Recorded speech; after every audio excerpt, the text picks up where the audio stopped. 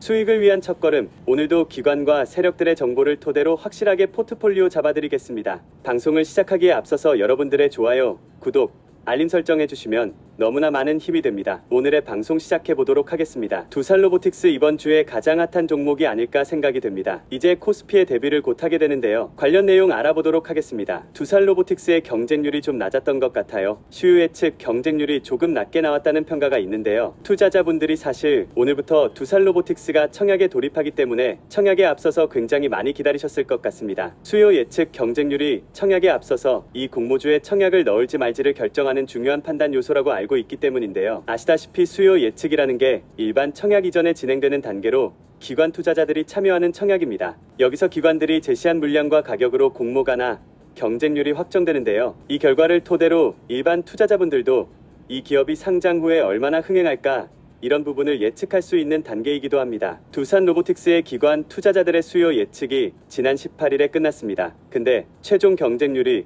그렇게 높지 않았습니다. 두산로보틱스 수요 예측 경쟁률이 272대 1로 나왔는데요. 사실 이 정도의 경쟁률은 불과 얼마 전까지만 해도 흥행에 실패를 했다, 이런 평가를 받을 수 있는 경쟁률이었습니다. 얼마 전에는 사실 1000대 1, 2000대 1 정도 나왔습니다. 그동안 공모 시장에서 흥행의 기준으로 여겨지는 경쟁률이 1000대 1이었기 때문인데요. 최소 1000대 1은 넘어야 회사가 시장에 관심을 많이 받고 있다, 흥행에 성공했다, 이런 평가를 받았던 건데요. 두산로보틱스가 지금 코스피 상장을 추진하고 있다 보니 제가 과거 코스피 상장사들의 수요 예측 경쟁률을 좀 정리를 해왔는데, 그동안 코스피 상장대어들의 수요 예측에도 1000대 1이 넘는 경쟁률이 상당히 많이 등장했습니다. LG에너지솔루션 같은 경우는 정말 국내 증시 최대의 수요 예측 경쟁 흥행을 기록했기 때문인데, 그것과 비교했을 때 두산로보틱스의 수요 예측 경쟁률이 상대적으로 낮지 않느냐, 이런 의문을 가졌던 분들이 많으셨던 것 같습니다. 두산로보틱스도 지금 굉장히 시장의 기대를 많이 받고 있지 않습니까? 이렇게 경쟁률이 좀 낮게 나온 이유는 어디에 있다고 봐야 할까요? 상장사들의 상장과 이번 두산로보틱스의 상장 사이에 수요 예측과 관련한 제도가 바뀌었기 때문인데요. 앞서 제가 말씀드린 LG에너지솔루션 수요 예측 당시를 떠올려보면 경쟁률만큼이나 주목을 받았던 게 기관 투자자들이 제출했던 금액이었습니다. 기관들은 수요 예측에서 우리가 이만큼의 돈을 드릴 테니 저희에게 주식을 주세요, 이러면서 참여하게 되는 건데요. 그만큼 한 주라도 더 많이 받기 위해서 더 많은 금액을 제시해야 하는 구조입니다. LG에너지솔루션 수요 예측에서 얼마가 모였냐면 무려 1경 5203조 원이라는 거의 천문학적 금액인데요. 이 경이 1조 안에 1만 배를 의미하거든요. 우리가 일상에서는 쉽게 접하기 어려운 숫자입니다. 작년 우리나라 전체 GDP 국내 총생산이 1조 6652억 달러였는데 한화로는 약 2185조 원이었거든요. 그러니까 1경의 한 5분의 1, 4분의 1 그 정도 수준밖에 되지 않는 걸 보면 1경이 정말 그야말로 환상 속의 숫자였던 셈입니다. 하지만 그동안 수요 예측에서 기관들이 제시한 금액이 그들의 실제 납입 능력을 의미하지는 않았습니다. 이게 일반 청약과 달리 기관 투자자들은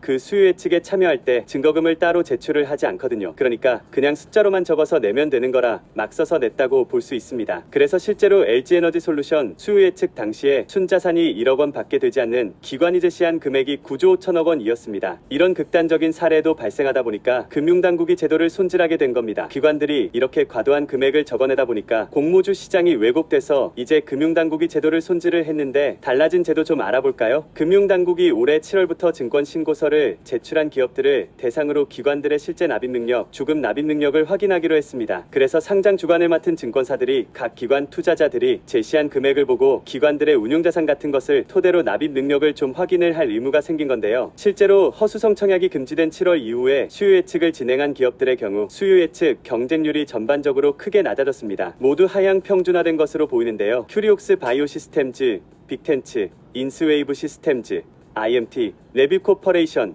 밀리의서제, 한싹, 그리고 두산로보틱스까지 모두 1000대 1 미만의 경쟁률을 기록했습니다. 이게 제도 개편 직전인 6월에 신고서를 낸 9개 기업 중에서는요, 파도와 넥스틸을 제외한 7개 기업이 모두 1000대 1 이상의 경쟁률을 기록했는데, 이것만 봐도 기관 투자자들이 수요 예측에 보다 현실성 있는 금액을 제시하게 된 것으로 보입니다. 그동안은 이 기관의 수요 예측을 보고 투자를 할지 말지 개인들이 결정을 했었던 것 같은데, 이제는 좀 다른 지표를 봐야겠습니다. 사실 경쟁률이 조금 현실화되고 많이 내려갔다 보니까 달라진 수요 예측에서는 경쟁률보다 참여 기관 수를 봐야 한다는 의견도 있습니다. 그동안 경쟁률을 높이는데 일조를 했던 것이 기관 투자자들이 수요 예측을 얼마를 받고 싶다라고 이렇게 적어내는 신청 수량이었거든요. 이게 근데 실제 주금 납입 능력을 증명하는 단계에서 좀 현실화된 반면에 참여하는 기관 수는 그대로이다 보니까 이걸 토대로 흥행 여부를 결정할 수 있다는 겁니다. 실제로 또 인스웨이브 시스템즈, IMT, 밀리의서재, 한싹 이게 다 7월 이후에 증권신고서를 낸 기업들인데 이 기업들은 모두 1800에서 1900곳 정도의 기관이 수요 예측에 참여를 했습니다. 그런데 이 정도의 숫자는 제도 개편 이전에도 굉장히 자주 등장하던 숫자이기 때문에 두산로보틱스 역시 이번에 1920곳의 기관 투자자가 참여를 한 만큼 흥행에 성공하는 모습을 보였습니다. 참여 기관 수는 수요 예측 결과가 나오면 전자공시 시스템의 발행 조건 확정 증권신고서가 새로 공시가 되게 됩니다. 그래서 여기에서 확인을 하실 수 있으니까 앞으로 어떤 공모주가 흥행을 했는지 궁금하시다면 경쟁률만 보지 마시고 구독자 여러분들도 참여 기관 수도 함께 비교를 해보시면 더 유리할 것으로 정리드리며 오늘 말씀드릴 건 여기까지인데요. 좋아요와 알림 구독해주시고 상단 배너에 문의 남겨주시면 제가 더욱 디테일하게 도움드릴 테니까 연락 남기시고 다음 영상으로 뵙겠습니다. 감사합니다. 여러분의 포트폴리오를 책임지는 설계사 TV였습니다.